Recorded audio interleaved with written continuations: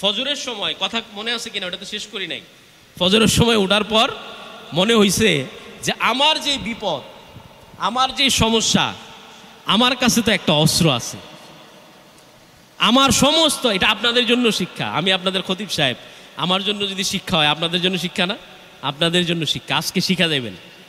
এবং মৃত্যুর আগ পর্যন্ত যত বিপদ হোক, আপনাকে এই মন্ত্র, এই সূত্র শিখাই দিচ্ছি, যদি মৃত্যুর আগে এই সূত্র অনুযায়ী কাজ করেন, আল্লাহর কসম আপনার যত বিপদ আসুক, যত বিপদ আসুক, আপনি কখনো মন ভাঙবেন আপনার।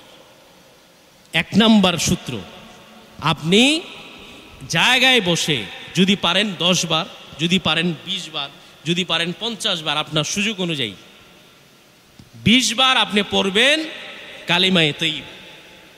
5 বার আপনি একবার পড়েন, সমস্যা নেই, যে আল্লাহ আমার এই বিপদটা তুমি তোমার এই কালেমার খাতিরে, তোমার একত্ববাদ, তোমার কালেমা, এই কালেমা আমি পড়ছি, পইরা আমি তোমার কাছে মনে মনে বলেন, বিছানায় শুয়ে আছেন, বলেন যে আল্লাহ একবার কালেমা পড়লাম। কালেমা এমন একটা জিনিস, এটা পড়তে কোনো জায়গা বাঁধাবো, শুধুমাত্র বাথরুম বা গোসল বাদে আপনি যে কোনো জায়গায় কালেমা পড়েন। আপনার এমন এক অস্ত্র আপনার কাছে আছে, আপনি তো অস্ত্র আছে ঠিক, কিন্তু আপনি অস্ত্রের প্রয়োগ করেন না। কি করেন না? আপনি অস্ত্র শুধুমাত্র আপনার আলমারিতে রেখে দিছেন। কোরআন আপনার এমন এক অস্ত্র, কোরআনে আল্লাহ রাব্বুল আলামিন একটা আয়াত আপনাদের সামনে পড়ছিলাম, যে আল্লাহ তাআলা আমাদেরকে বলতেছেন যে এমন কোন জিনিস তোমাকে এই কারিম রব থেকে, তোমাকে আল্লাহ তাআলা যে কোরআন দিল, এই কোরআন তুমি পড়লা না, জানলা না, তাইলে কোরআনে কি বলছে সেটা তুমি কেমনে জানবা? কোরআনে তুমি যদি, কোরআনের সাথে তোমার সম্পর্ক না থাকে, তাহলে কোরআনে কি বলছে সেটা তুমি কেমনে জানবা, আর সামনে কিভাবে তুমি আমল করবা? বলো। আল্লাহ তাআলা বলতেছেন যে আমি তোমাকে যে কোরআন দিলাম, সেই কোরআনে আমি একটা শব্দ দিয়া তোমাকে ডাকছি, যে ফাফিরু ইলাল্লাহ। আল্লাহর দরকার আসেনি আমাদেরকে ডাকার? আল্লাহ তারপরেও বলতেছে যে আমার দিকে দৌড়াই আসো। কেমনে আসো? দৌড়াই আসো। এখন আপনার দরকার হচ্ছে দৌড়াইয়া যাওয়া, আপনি সেটা না কইরা আল্লাহ আপনারে বলতেছে যে তুমি আমার দিকে দৌড়াইয়া আসো। এখন আপনার ঠেকাটা কি আপনার, নাকি ঠেকাটা আল্লাহর? বলেন, ঠেকাটা আপনার না আল্লাহর?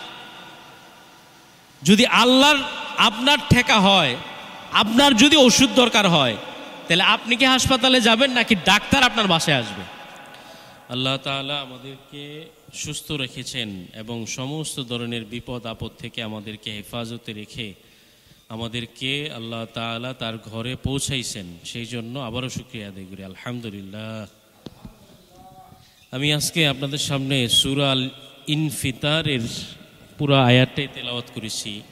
এখানে আল্লাহ রাব্বুল আলামিন আমাদেরকে আসলে আমাদের সর্বশেষ যেই ঠিকানা, সেই ঠিকানা সম্বন্ধে এই সূরাতে আল্লাহ তাআলা আমাদেরকে কিছু বার্তা দিয়েছেন। আমরা আসলে যেই জগতে আছি এখন, বৈশ্বিক যে পরিস্থিতি, বিশ্বের যে কোনো সময় যে কোনো জায়গায় দাঙ্গা হাঙ্গামা যুদ্ধ চলতেছে, তাই না ভাই?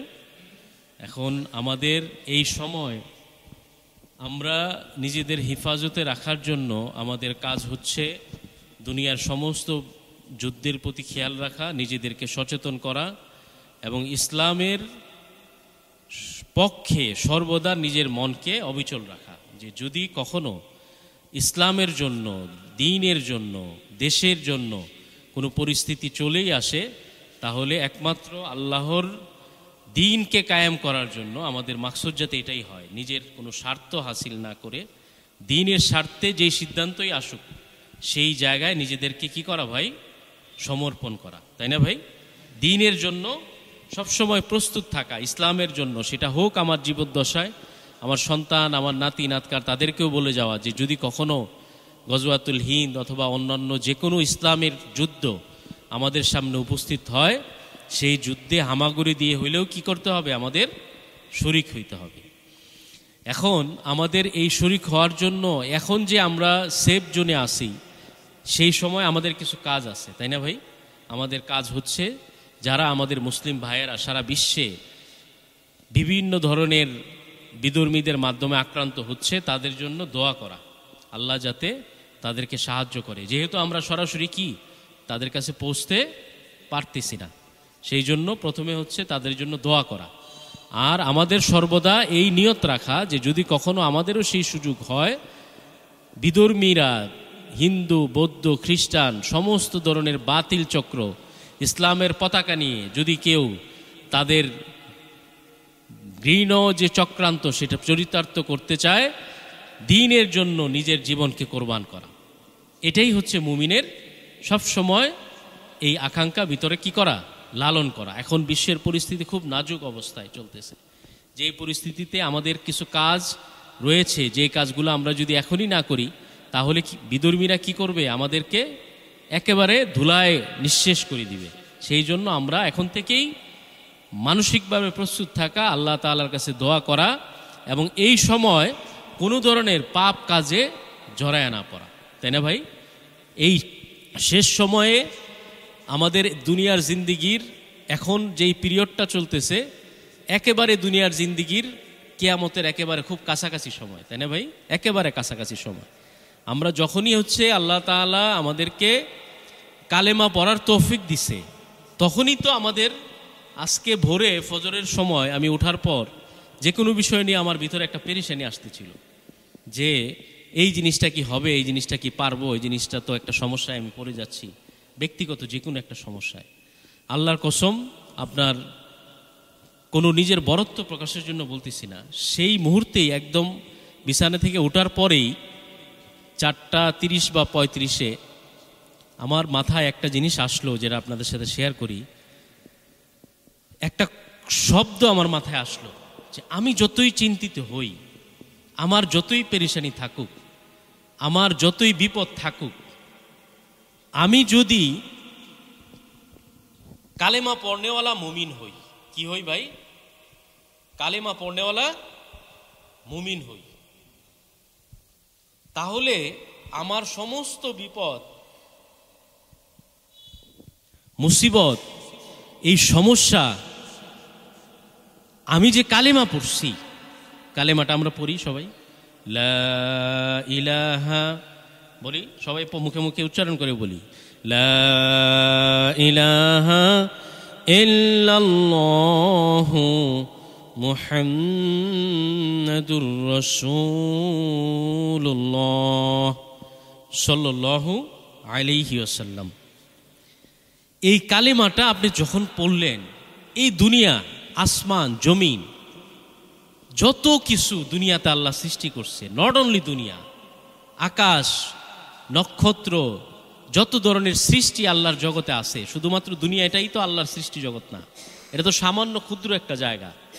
7 আসমান আছে, তারপরে দুনিয়ার নিচেও আরও একটা জগৎ আছে, মাটির নিচে একটা জগৎ আছে না, আমরা তো মিডল অবস্থায়, মাঝখানে আছে।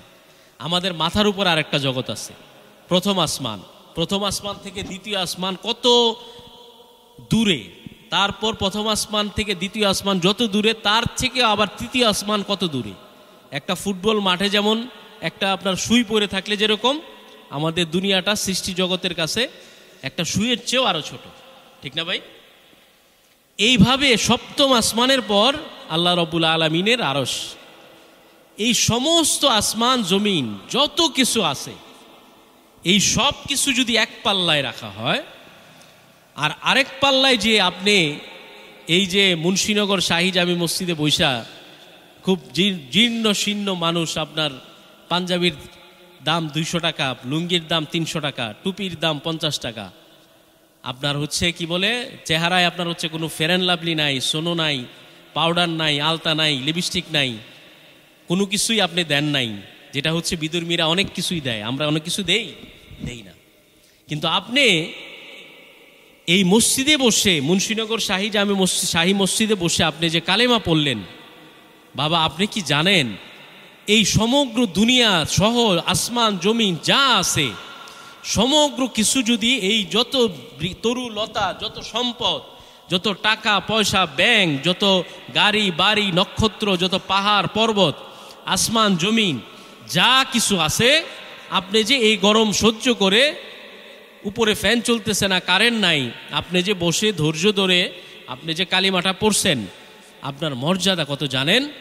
এই কালেমা যদি এক পাল্লায় রাখা হয়, আর সমগ্র আসমান জমিন, পৃথিবী না, কথা ভালো করে বুঝেন, শুধু পৃথিবী না, পৃথিবী হচ্ছে আমাদের এই ব্রহ্মাণ্ড, আমরা যেখানে বাস করি, আসমান জমিন, গ্রহ নক্ষত্র, তারা চন্দ্র সূর্য, যত কিছু মাটির নিচে যেই জগৎ, সব কিছুকে যদি একটা পাল্লায় বাম পাশে রাখা হয়, আর এই ডান পাশে আপনি আব্দুর রহমান সাহেব, আপনি কি বলে হুমায়ুন সাহেব, আপনি রফিক সাহেব, আপনি ইমাম সাহেব, আপনি খতিব সাহেব, আপনি হুমায়ুন সাহেব যে বসে কালেমাটা পড়লেন, আল্লাহ তাআলা এই কালেমার যেই মর্যাদা, সমস্ত কিছু যদি বাম পাল্লায় রাখা হয় আর ডান পাশে যদি কালেমা তৈয়বা রাখা হয়, আল্লাহর কসম এই কালেমার পাল্লা ভারী হয়ে যাবে। আপনি কি মনে করছেন এই কালেমা মুখ দিয়ে উচ্চারণ করছেন আপনার মর্যাদা কম? আপনার মর্যাদা কত জানেন? এই আপনার জন্যই আজকে সকাল 5টা 19 সূর্য উদয় হয়েছে, আলহামদুলিল্লাহ। এই আপনি কালেমা বলেন বইলাই আজকে দুপুরবেলা এই দুনিয়ার জগতের সূর্য আলো দিচ্ছে, গাছ তার বাতাস প্রদর্শন করতেছে, আম গাছ সেইখানে আম রোপণ হচ্ছে, আম ধরতেছে, কাঁঠাল গাছে কাঁঠাল হইতেছে, ধান আপনি লাগাচ্ছেন, সেই ধানের চিটা না হইয়া ধানের বীজের ভিতরে ধান হইতেছে। আর কেমন দান? আপনি দান লাগান হচ্ছে একটা, সেই একটা দানের ভিতরে রব্বুল আলামিন 50, 60, 70টারও বেশি দান আল্লাহ তাআলা দান করতেছে। আপনি সবজি লাগান হচ্ছে একটা বীজ, পুঁইশাক, সেই পুঁইশাক থেকে পুরা ক্ষেতের ভিতরে এক পুঁইশাকের চারা দিয়ে পুরা ক্ষেতের পুঁইশাক ভরে যাচ্ছে। আপনি ডাব গাছ লাগান তো হচ্ছে মাটির নিচে, কিন্তু সেই ডাব গাছ কমে কমে বড় হইয়া সেই গাছের মাথায় আল্লাহ রব্বুল আলামিন এমন এক পানির ব্যবস্থা করছে যে এই পানি পৃথিবীর সমস্ত পানির চেয়ে নিরাপদ। আপনি আম গাছ লাগাইছেন তো 10 বছর আগে, এই 10 বছর আগের আম গাছ এখনো সেই ফলন দিচ্ছে, সেই বট গাছ কবরস্থানের উপরে এখনো সেই 100 বছর আগের বট গাছ, সেই গাছ এখনো বাতাস দিচ্ছে, ছায়া দিচ্ছে, কারণ আপনি কালেমা পড়েন বলে। ও ভাই, আপনি কি জানেন আপনি কালেমা পড়নেওয়ালা মুমিন, আপনার কারণেই পৃথিবীর সমস্ত নদী নালা খাল বিল সমস্ত জায়গায় রব্বুল আলামিন মাছের ব্যবস্থা করছে। আপনি কি মনে করতেছেন ইহুদি নাসারা আর বিধর্মী আর হিন্দুত্ববাদী মানুষের জন্য নদীতে জলে মাছের ব্যবস্থা হয়? যারা আল্লাহকে ডাকে না, এই পৃথিবীর সমস্ত মানুষ যখনই আল্লাহকে ডাকা বলা বন্ধ করে দিবে, এই পৃথিবীর নিজাম একেবারে চূর্ণ বিচূর্ণ হয়ে যাবে। একজন কালেমাওয়ালা ও মুমিন থাকা অবস্থায় এই পৃথিবীর সমস্ত নিজাম ঠিক থাকবে। আপনার দাম কত? এই পৃথিবীর সমস্ত কিছুর চেয়ে একজন কালেমাওয়ালা মুমিনের দাম সবচেয়ে বেশি। একজন কালেমাওয়ালা মুমিন আল্লাহর কাছে কত দামি, এত দামি, এত দামি যে একজন কালেমাওয়ালা মুমিনের কারণে আল্লাহ তাআলা দুনিয়ার সমস্ত আলো বাতাস আর নিজামকে এই কালেমাওয়ালা মুমিনের কারণেই বরাদ্দ করছে। তা আপনি কি মনে করতেছেন আপনার কালেমা খুব ছোট্ট কালেমা? আমি ফজরের সময় উঠার পর আমার কাছে মনে হইল যে আমার কাছে যেহেতু আল্লাহর কালেমা আছে, শুধু কালেমা না, কালেমার 2টা অংশ। একটা হচ্ছে লা ইলাহা ইল্লাল্লাহ, এটা হচ্ছে প্রথম অংশ, আমি আল্লাহকে আল্লাহ বলে স্বীকার করলাম, আল্লাহকে আল্লাহ বলে মানলাম, এটা হচ্ছে কালেমার কি অংশ? প্রথম অংশ। দ্বিতীয় অংশে আরেকটা শব্দ আছে। আমরা তো শুধু কালেমা পড়ি, দুঃখের বিষয় মুসলমানের বাচ্চা, আমি অনেক সময় অনেক ড্রাইভার সাহেব, অনেক আমার ভাই, ছোট ভাই জিজ্ঞেস করি, ভাই কালেমা পড়াটা পারো কিনা? আমার এক ড্রাইভার ভাই, যে পরিচিত আমার এক ভাই, বলতেছে হুজুর এটা লজ্জার বিষয় এবং অত্যন্ত দুঃখের বিষয়, আজকে 40 বছর হয়ে গেছে বয়স, আপনি কালেমা তৈয়বার লাতে কয় আলিফ টান? 3 আলিফ না 4 আলিফ? এখানে কি টান দেওয়া লাগে না লাগে না? একজন একজন করে মুসল্লির যদি জিজ্ঞেস করি, আমার মনে হয় 40-50 মানুষ জানেই না যে এখানে টান কয়টা, কয় আলিফ টানতে হয়। আলিফ আছে না, নিয়ম আছে তো সব জিনিসে। লা ইলাহা ইল্লাল্লাহতে কয় আলিফ টান, এটা যদি আপনি নাই জানেন, আপনি কি লা ইলাহা ইল্লাল্লাহ পড়বেন, লা ইলাহা ইল্লাল্লাহ পড়বেন? আপনার বোঝার দরকার আছে কিনা। এখন আপনি যদি নাই জানেন, ইমাম সাহেবের কাছে যাই না নেন, নামাজের পরে মাঝে মধ্যে আসেন, সম্পর্ক করেন, টাকা চায় না তো যে কালেমা পড়বেন, সূরা দোয়া দুরূদ ঠিক করবেন, আপনার কি বলে টাকা দিতে হইব, হুজুর টাকা চাইনি, টাকা চাইব না তো। আপনি মাস শেষে খুশি হয়ে দিলেন, সেটা অন্য বিষয়। উনি আরো খুশি হইব যে আমার এই মুসল্লিরা তার শিখার জন্য আমার কাছে আসছে। আপনার এত লজ্জা কিসের? আরে মিয়া, কবরে যাইবেন, আপনি সব পারলেন, 2-4টা ছেলেরে বিদেশ পাঠাইলেন, মেয়েরে আপনার হচ্ছে ভালো জায়গায় মেম্বারের বাতিজার কাছে বিয়া দিলেন, আপনার দাড়ি পাইকে গেছে, আপনার কালেমাটা সঠিক নাই, আপনার 10টা সূরা জানেন না, তা আপনার এত লজ্জা কিসের? কবরে যাবেন না আপনি? আপনি মনে করছেন যে দুনিয়ার সব কিছু আমি কইরা ফেলাইছি, কালেমা জানলে কি হইলো আর সূরা জানলে কি হইলো, এটা তো আমার মানে অত জরুরি কিছু না। কে কইছে? আপনি যে সূরা পারেন না, আপনি যে কোরআন শরীফ পড়তে পারেন না, আপনার মানুষ হিসেবে সৃষ্টি হওয়াটা আপনার জন্য লজ্জার। আপনি যে মানুষ, এই কথাটা আপনি পরিচয় দিতে আপনার লজ্জা লাগে না? আপনি যে মানুষ হইলেন, আপনি যে আপনার রব আপনার কিতাব একটা নাজিল করছে, যেই কিতাবে সমস্ত রবের কথাগুলা, এটা কি হুজুরের কোনো কথা, বাইতুল মোকাররমের খতিব সাহেবের কোনো কথা?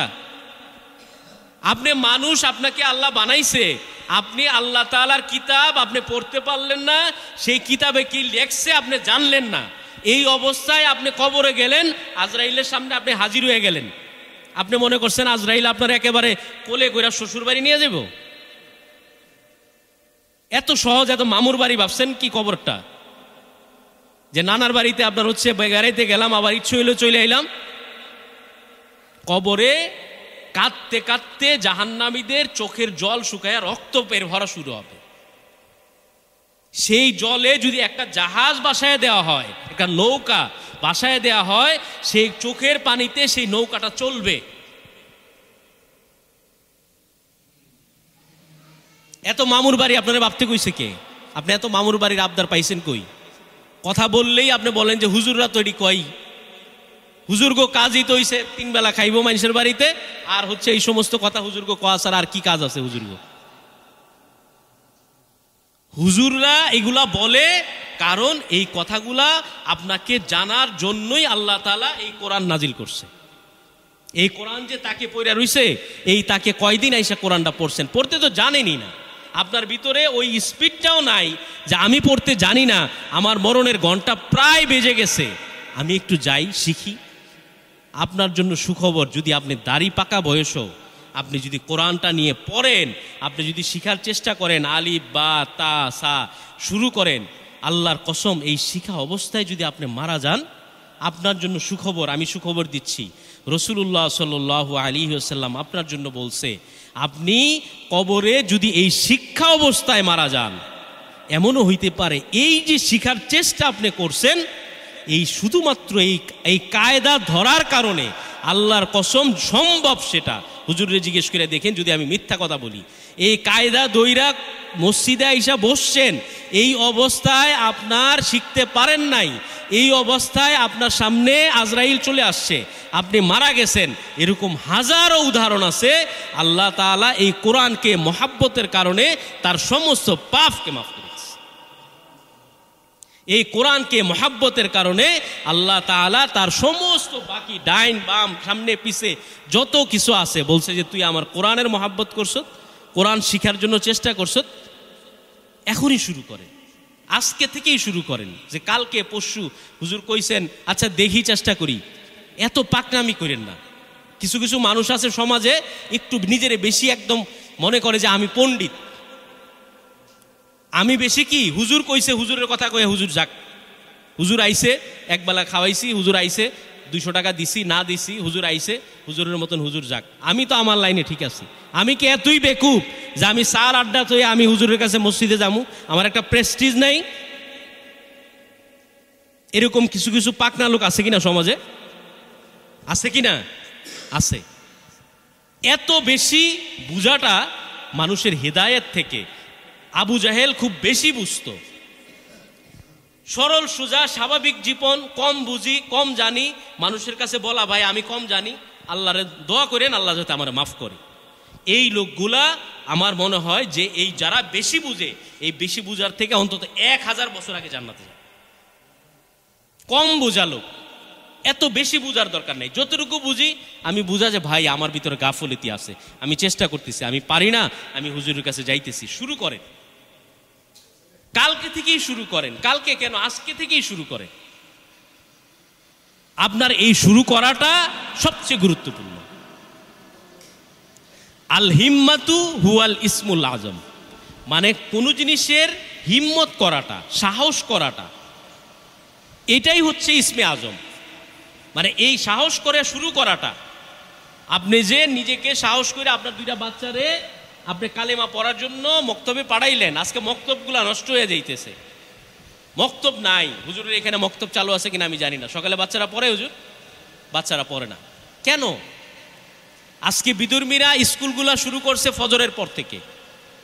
আমাদের মুসলমানদের, আমরাও তো বড় হইছি, আমরা ফজরের পর কায়দা একটা নিয়ে আমার ভাই বোন সবাই আমরা কি করতাম, মক্তবে যাইয়া আগে হচ্ছে আলিফ বা তাসা, তারপরে হচ্ছে দুনিয়ার সব পড়া। আর এখন সকালটা না হইলেই ঢাকায় যেটা শুরু হয়েছে, ফজরের আগে থেকে খ্রিস্টানদের যে মিশনারি স্কুলগুলা পারলে ফজরের আগেই শুরু করে দেয়, কারণ বাপমা যাতে ফজরের নামাজ পড়া না লাগে। এগুলো আপনারা তো একেবারে মনে করেন যে এগুলো তো স্বাভাবিক না। পড়াশোনা যদি করেন, একটু পড়াশোনা আমরা যেটুকু করি, এটা একেবারে গভীর ষড়যন্ত্র। যে মুসলমানের বাচ্চাদেরকে যদি কোরআন থেকে বিরত করা যায়, তাহলে মুসলমানের বাচ্চারা কোরআন থেকে গাফেল, মানে সে দুনিয়ার সমস্ত কিছু সম্বন্ধে আর জানবে না।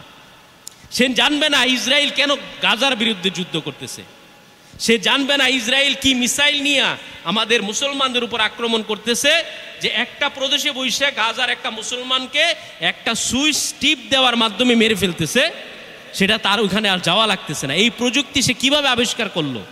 মুসলমানের বাচ্চারে সেটা বলার, জানার, ওইদিকে চিন্তা করার সুযোগই তারে দেওয়া যাবে না। আপনারা গ্রামের মানুষ, সহজ স্বাভাবিক কথা, আপনাদের এত কিছু চিন্তা না করলেও চলবে, কিন্তু করা উচিত। কে করবে? কে করবে? শুধু আমি করব, আমি মারা গেলে শুধু আপনার হচ্ছে ইমাম সাহেব করবে না, ইমাম সাহেবের ছেলে করবে না, শুধু ঢাকার বাইতুল মোকাররমের খতিব সাহেব করবে না। আপনিও সচেতন হইতে হবে, আপনার বাচ্চাটাকেও বলে দিতে হবে, আমি যদি 70 বছর পরেও মারা যাই, যদি কখনো কোরআনের জন্য তোমার জীবনকে উৎসর্গ দিতে হয়, হোক সেটা উৎসর্গ শহীদি ময়দানে, হোক সেটা জ্ঞানের জন্য।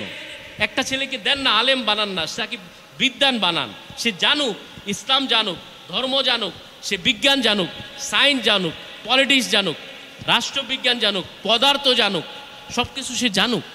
তাকে বানান, পড়াশোনা করান, যে বাবা এই সমস্ত কিছু তুমি ব্যয় করবা শুধুমাত্র ইসলামের জন্য। আজকে যদি আপনার ছেলেটা বুয়েটা পড়ে, সে যদি বিজ্ঞানী হয়, সে যদি দেশের জন্য কাজ করতে পারে, ইসলামের জন্য কাজ করতে পারে, এটা কি আপনার জন্য গর্বের না? শুধুমাত্র হুজুর বানাইলেই যে দিনের জন্য কাজ করা যায় তা না। আপনি যে কোনো সেক্টরে বানান, আপনার ছেলেকে ডাক্তার বানান, ইঞ্জিনিয়ার বানান, আমাদের কোনো আপত্তি নাই। বানায়া তাকে ইসলামের এই বুঝটা দেন যে তোমার এই সমস্ত কিছু ইসলামের খেদমতে, এটা হচ্ছে মেইন জিনিস। একেবারে মেইন জিনিস হচ্ছে কালেমা। আজকে আলোচনা করতেছিলাম কালেমা বিষয়ে, কালেমা বিষয়ে আলোচনা শেষ করব। ফজরের সময়, কথা মনে আছে কিনা ওটা তো শেষ করি নাই, ফজরের সময় ওঠার পর মনে হয়েছে যে আমার যে বিপদ, আমার যে সমস্যা, আমার কাছে তো একটা অস্ত্র আছে। আমার সমস্ত, এটা আপনাদের জন্য শিক্ষা, আমি আপনাদের খতিব সাহেব, আমার জন্য যদি শিক্ষা হয়, আপনাদের জন্য শিক্ষা না? আপনাদের জন্য শিক্ষা। আজকে শিক্ষা দেবেন, এবং মৃত্যুর আগ পর্যন্ত যত বিপদ হোক, আপনাকে এই মন্ত্র, এই সূত্র শিখাই দিচ্ছি। যদি মৃত্যুর আগে এই সূত্র অনুযায়ী কাজ করেন, আল্লাহর কসম, আপনার যত বিপদ আসুক, যত বিপদ আসুক, আপনি কখনো মন ভাঙবেন। আপনার 1 নাম্বার সূত্র, আপনি জায়গায় বসে যদি পারেন 10 বার, যদি পারেন 20 বার, যদি পারেন 50 বার, আপনার সুযোগ অনুযায়ী 20 বার আপনি পড়বেন কালিমায়ে তৈয়ব। 5 বার আপনি একবার পড়েন, সমস্যা নেই, যে আল্লাহ আমার এই বিপদটা তুমি তোমার এই কালেমার খাতিরে, তোমার একত্ববাদ, তোমার কালেমা, এই কালেমা আমি পড়ছি, পইরা আমি তোমার কাছে মনে মনে বলেন, বিছানায় শুয়ে আছেন, বলেন যে আল্লাহ একবার কালেমা পড়লাম। কালেমা এমন একটা জিনিস, এটা পড়তে কোনো জায়গা বাঁধাবো, শুধুমাত্র বাথরুম বা গোসল বাদে আপনি যে কোনো জায়গায় কালেমা পড়েন। আপনার এমন এক অস্ত্র আপনার কাছে আছে, আপনি তো অস্ত্র আছে ঠিক, কিন্তু আপনি অস্ত্রের প্রয়োগ করেন না। কি করেন না? আপনি অস্ত্র শুধুমাত্র আপনার আলমারিতে রেখে দিছেন। কোরআন আপনার এমন এক অস্ত্র, কোরআনে আল্লাহ রাব্বুল আলামিন একটা আয়াত আপনাদের সামনে পড়ছিলাম যে আল্লাহ তাআলা আমাদেরকে বলতেছেন যে এমন কোন জিনিস তোমাকে এই কারিম রব থেকে,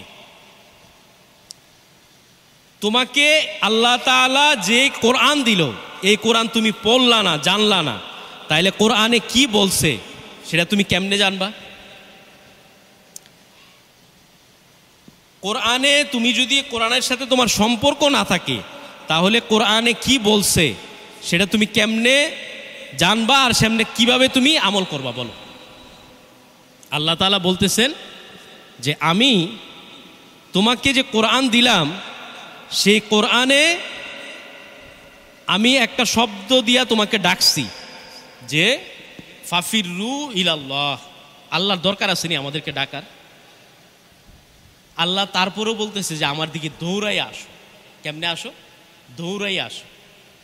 এখন আপনার দরকার হচ্ছে দৌড়াইয়া যাওয়া, আপনি সেটা না কইরা আল্লাহ আপনারে বলতেছে যে তুমি আমার দিকে দৌড়াইয়া আসো।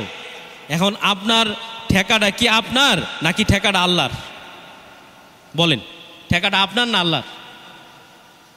যদি আল্লাহর আপনার ঠেকা হয়, আপনার যদি ওষুধ দরকার হয়, তাহলে আপনি কি হাসপাতালে যাবেন নাকি ডাক্তার আপনার বাসায় আসবে?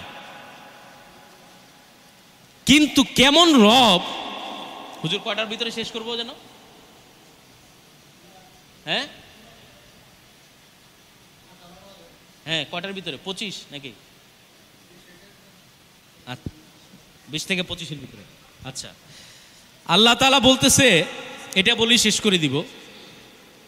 ইয়া আইয়ুহাল ইনসানু মা গররাকা বিরাব্বিকাল কারীম।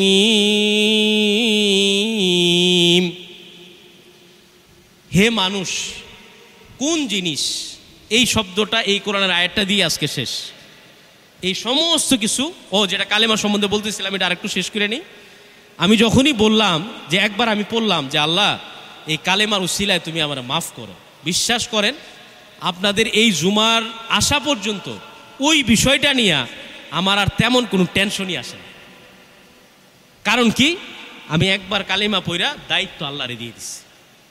আমি কি সামান্য মানুষ, আমি কি সব কিছু, আমার সমস্ত কিছু আমি সমাধান করতে পারুমনি?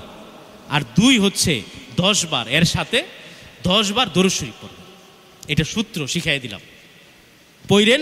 যদি কাজে না লাগে, আমার যদি 10 বছর পরেও দেখা হয়, বললেন যে হুজুর কাজে লাগা নাই, আপনার কারণে পড়ছি, সময় নষ্ট হয়েছে, আপনি আমারে জরিমানা দেন 2000 টাকা। আপনি আমার টাকা নিয়ে, যে আপনার জন্য আমার সময় নষ্ট হয়েছে। একবার হইলেও কালেমা পড়বেন, 10 বার দরুদ শরীফ পড়বেন, অথবা 10 বার কালেমা, পুরা কালেমা লা ইলাহা ইল্লাল্লাহু মুহাম্মাদুর রাসূলুল্লাহ সাল্লাল্লাহু আলাইহি ওয়াসাল্লাম, আর 10 বার দরুদ শরীফ পইরা মনে মনে, আপনার হাত উঠানোর দরকার নাই, মসজিদে আসার দরকার নাই, বাবি সাহেবের কাছ থেকে দূরে যাওয়ার দরকার নাই, বাবি সাহেবের কাছেই বসে মনে মনে পড়ে, পইরা আল্লাহরে মনে মনেই বলেন যে আল্লাহ আমি এই বিপদটাতে আসি, তুমি এই কালেমা আর তোমার হাবিবের প্রতি দরুদ পড়ছি। এই সূত্রটা সবাই মনে থাকবেন ইনশাল্লাহ। সবাই আমল করার চেষ্টা করবো ইনশাল্লাহ। সবাই আমল করার, সবাই আল্লাহকে হাত দেখাই দিই, সবাই ইনশাল্লাহ চেষ্টা করবো না বিপদে বললে, সবাই ইনশাল্লাহ কালেমা এবং দরুদ শরীফ সবাই ইনশাল্লাহ পড়বো। তাহলে কি হবে, যে কোনো বিপদ আল্লাহ আপনাকে সাহায্য যদি করে, আপনার কি কোনো টেনশন আসেনি? আপনি বাকি কাজ হচ্ছে, যত কাজ করা দরকার কাজ করেন, আর বিপদের দায়িত্ব, সমস্যার কথা আল্লাহরে বলে দেন। এইভাবে দেখেন আল্লাহ সমাধান করে কিনা। লাস্ট পয়েন্ট, আল্লাহ তাআলা সূরা ইনফিতারে একটা শব্দ, একটা আয়াত দ্বারা আমাদেরকে বলতেছে, এই আপনার জন্য, এই আপনার হচ্ছে হুমায়ুন ভাইয়ের জন্য, এই হচ্ছে এই ছোট ছোট বাচ্চারা যারা বসে আছে, তারা তো কোরআন অনেকে জানে না, চিনে না। সূরা ইনফিতারের এই আয়াত তোমাদের জন্য। আল্লাহ বলছে যে ইয়া আইয়ুহাল ইনসান, হে মানুষ। হে মানুষ মানে কি? এই যে যেই বাচ্চাটা আজকে 3 বছরের বাচ্চা বসে আছে ওইখানে, এর জন্য। এই যে 70 বছরের 80 বছরের এই বাবা বসে আছে, উনার জন্য। এই যে 40 বছর আমার বাবার বয়সী উনি, উনার জন্য, আমার জন্য, এই ইমাম সাহেবের জন্য, সবার জন্য। ইনসান মানে আমরা সবাই। ইয়া আইয়ুহাল ইনসান, হে মানুষ, মা গররাকা, তোমাকে কে ধোকা দিছে? এই আয়াত তো অনেক সময় আপনারা ইমাম সাহেবরা বলে, কিন্তু আপনারা এটা ভালো করে খেয়াল করেন না।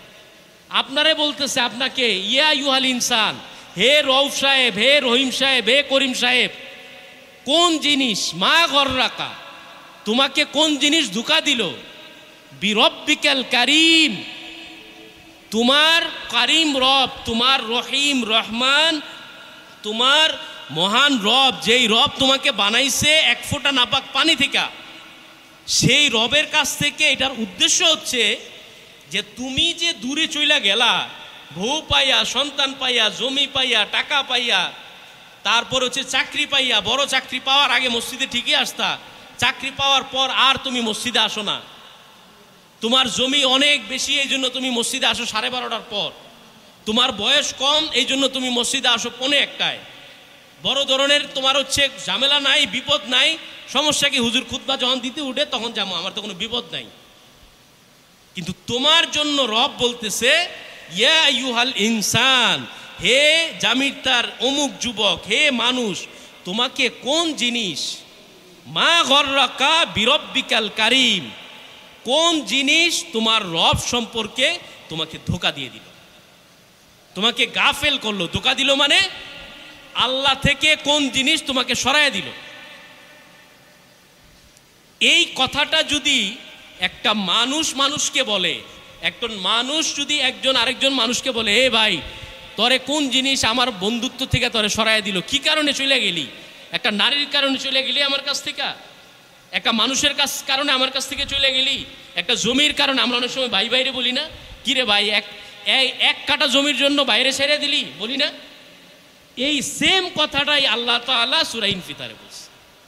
আমরা শুধু ভাইয়ের কথা শুনি, বউয়ের কথা শুনি, কিন্তু রব যে আপনাকে কোরআনে, যে এই কোরআন শরীফটা এখানে পড়ে আছে, আপনাকে যে রব বলতেছে ইয়া আইয়ুহাল ইনসান মা গররাকা বিরব্বিকাল কারিম, হে মানুষ, কোন জিনিস তোমাকে আমার কাছ থেকে দূরে সরাই দিল? আপনি চিন্তা করেন নিজেরটা নিজে, আপনার প্রশ্নের উত্তর আপনিই পাবেন। আপনি যদি চিন্তা করেন আপনার 2টা ছেলে বিদেশ গেছে, এই জন্য আপনি নামাজ ছেড়ে দিছেন, আমার তো সমস্যা নাই, বাজার চলতেছে, তাইলে আপনাকে আপনার ছেলে আপনাকে রবের কাছ থেকে আপনাকে দূরে সরাই দিল।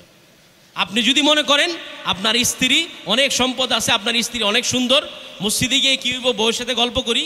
আপনি যদি মনে করেন আপনার জমির দান, আপনাকে মসজিদে আপনার সম্পদ, আপনার টাকা, আপনার ক্ষমতা আপনাকে আল্লাহ পর্যন্ত পৌঁছায় না, আল্লাহর কসম আপনার জন্য সুখবর না, আপনার জন্য দুঃখবর, আপনার জন্য দুঃসংবাদ, যে এই সম্পদ, এই টাকা, এই নারী, এই ঘর, এই জমি, এই পদবি, এই চেয়ারম্যান, এই মেম্বার, এই এমপি, এই প্রধানমন্ত্রী, এই পদ আপনাকে রবের কাছ থেকে দূরে সরায় নিছে, আপনার জন্য এটা দুঃসংবাদ।